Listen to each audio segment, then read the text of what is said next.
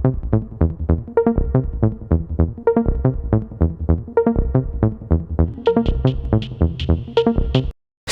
small, but yet quite powerful inside. MSI Trident 3. Hi guys, today we are here with the MSI Trident 3.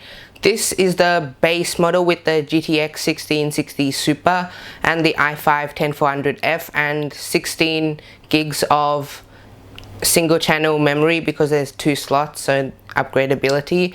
DDR4 2666 megahertz, and this also has a 500 gig SSD, NVMe, and a 1 terabyte hard drive. So I've been using this system for around 2 months now for my normal daily use for gaming and editing videos and doing normal stuff that people do on computers and PCs, and it's been working fine.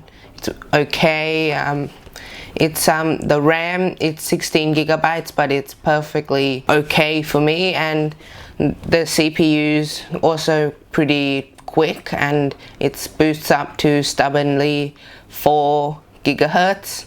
So yeah, and the graphics card is fine. It's the GTX 1660 Super, so it's definitely okay for a lot of people. And the temperatures on this system are not too hot. You'll see in where we show you the benchmarks and stuff, it's not too hot at all. It's cool for this size. Of course, the prices, it's not super expensive. It may be around 1200 to 1500, I don't know, because the prices in the market are so crazy right now. Maybe tomorrow you'll get cheap, tomorrow you get expensive, I don't know. Okay, there you can see the RGB. Right now it's purple, now it's changing.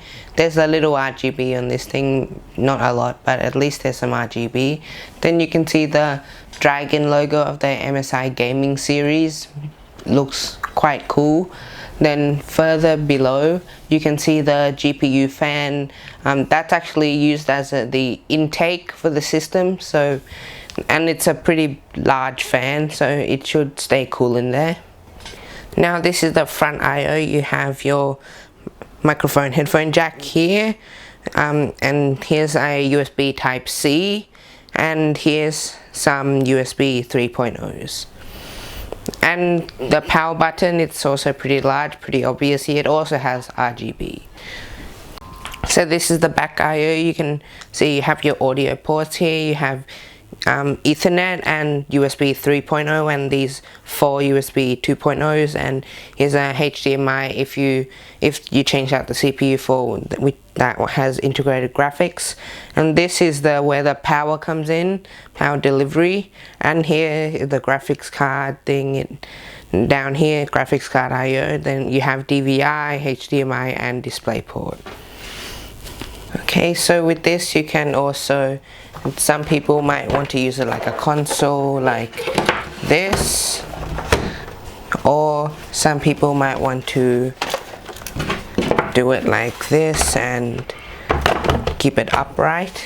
So this, you can see there's some ventilation there and some ventilation under because of these rubber feet here to help with some grip and to lift it up a bit. It does come included with the MSI GK30 Vega GK30. It has RGB customizable in the MSI Dragon app, and it has a pretty nice font, you can see there, and it does have a pretty nice feeling. Although it is membrane, it's mechanical membrane, so at the top it's like a mechanical letters like here, and then you can see the switch there, but then it does press onto a membrane surface.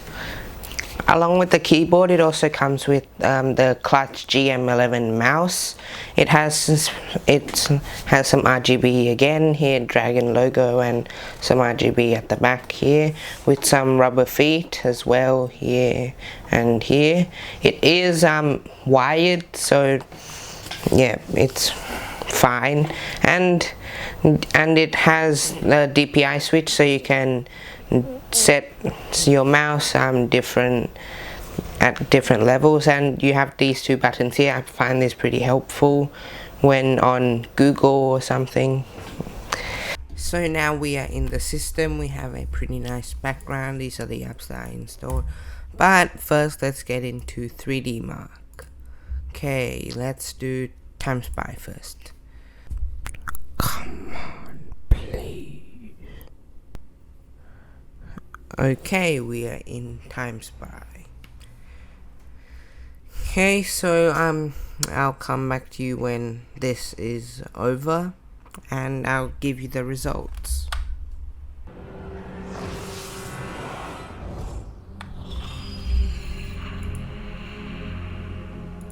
Okay guys, I am back. Around 6,000. It's good, you know, for this system. You can see here, FPS. It's not the best, but it's still okay. You know, 40 FPS. That's still fine. That's very intense, so it dropped a lot. And here you can see GPU load. It's taking a lot of load, 99% there. The frequencies, there were some drops, especially in the CPU, like from 3.9 gigahertz. Stop it. 3.9 gigahertz down to 2 gigahertz. Like, it dropped significantly. I'm not quite sure why. CPU temperatures weren't too high, so I don't know why they clocked down. Graphics card temperature always keeping up, but at least as Time Spy is already a very intense test, GPU doesn't go above 70 degrees. Maybe it goes above, like, in some areas, but not a lot. As you can see, CPU 10400F. The cooling, it's a blower fan for the CPU, so it might clock down. But the CPU score was better than the graphics score. Okay, let's jump over to Cinebench now, shall we?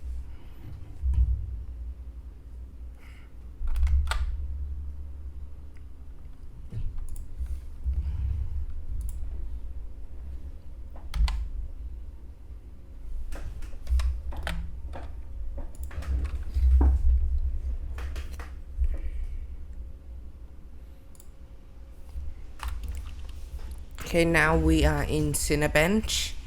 Now let's do multi-core first. This has 6 cores, 12 threads. It's the standard for most CPUs. But you can see here, you know, 3 gigahertz. Threadripper, it's still leading, but just only 3 gigahertz, and this is 3.4, but it's not as much because this has 32 cores and 12 threads. A lot. Okay, it has a lot of cores to share that performance around, so it will perform well, and we'll be back with you once this is over. Okay, so we've got our results.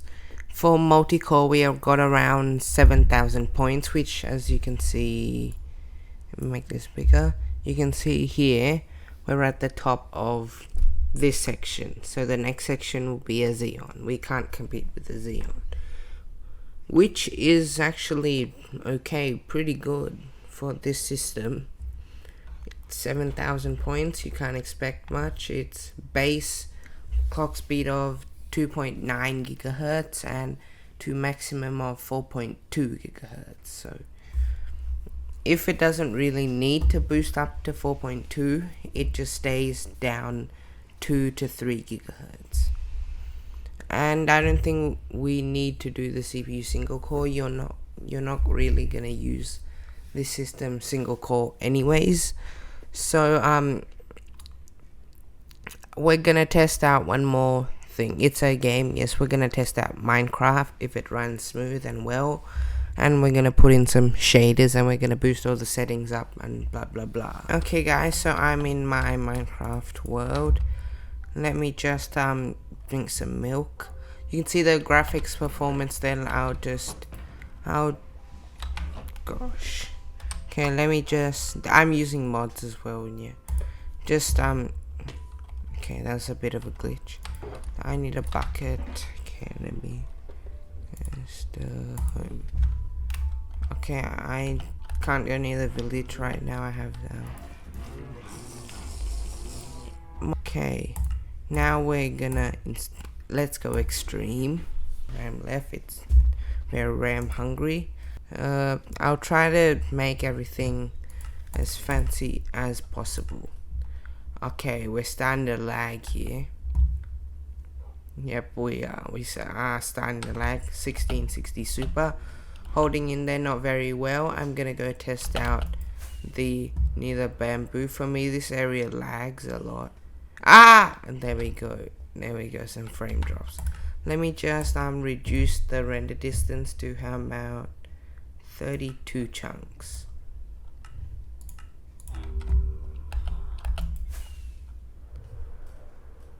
This is my survival world that I've been playing. Sugarcane should be laggy on the villages there. Come on, lag. Oh yeah, carpet generator for my super smelter. Okay. We are under 30 FPS at all times. And here, but we go. I don't think anyone pushes the thing more than 16 chunks.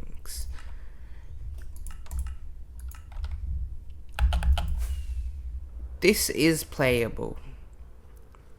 There might be a bit of frame drops, but you might want a bit more classic. Yeah, it's blurry. I don't know why. You want to be a bit more classic, and you might turn the better grass off. Let's see how that does. Yeah, this is much better. Still 30 FPS. It needs to. Yeah, now we're above 40, around 30 to 50 FPS. Not reaching 50. 30 to 35. How about that? Okay, now I'm gonna change the shaders to light. Yes, I am using Silder's Vibrant shaders. Okay, this is the light version. You don't need to go that heavy. Extreme. This is already so much better. The grass, yeah, this shaders is actually made for 1.16, so it's gonna like glitch a bit. It's actually not glitching, the shadows is, but this is definitely playable in my point of view. Now I'm gonna turn shaders off altogether, so we'll see how much difference that makes. See, GPU going up to 1600 megahertz. That's its max. Hurry up, load. Okay, good. Okay, shaders have been turned off. Now we're around above 100 FPS. Always. I'm gonna try to I'm gonna teleport myself to my ocean monument farm that I'm building. See here, I'm gonna try to generate new chunks, so let me see where I haven't generated yet. Yep, I'm heading into the right direction. Need to generate new chunks. And there's some frame drops. Chunks are generating, but quite slow. Yep.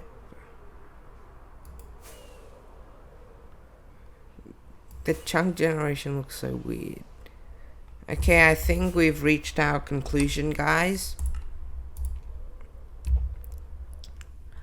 I think we have reached our conclusion. Minecraft is definitely playable for those people gonna get this just to play Minecraft. It's very playable, and this has a lot of storage, of course. Yeah. Now let's get to the conclusion. Overall, this PC is very good in many aspects. As you've seen in the benchmarks, the temperatures don't go up too high. It remains strong. Those benchmarks were pretty they were intense, but this is a mid-range PC with a GTX 1660. That's what you get if you play like low demanding games like Minecraft and those sorts of stuff. You get on with it very smoothly. Above 120 FPS 100%. And for my experience, I've told you my experience. For me, it's very good. For some people believe that this PC can't be upgraded, but it actually can, because through the bottom here, you take the cover off, there'll be some screws, then you have access to the inside. You can upgrade the storage, you can upgrade the RAM, you can upgrade the CPU and the GPU. But it may need a bigger power brick. So this is the base model, so 300 watts, that's the power brick. Oh yeah, and I forgot to say, this also has Intel Wi-Fi 6, so very strong Wi-Fi. And that'll be it for today, so thank you for watching, and please subscribe, like and share, and don't forget to check out my gaming channel. The link will be in the description. Yeah, and until next time, bye bye.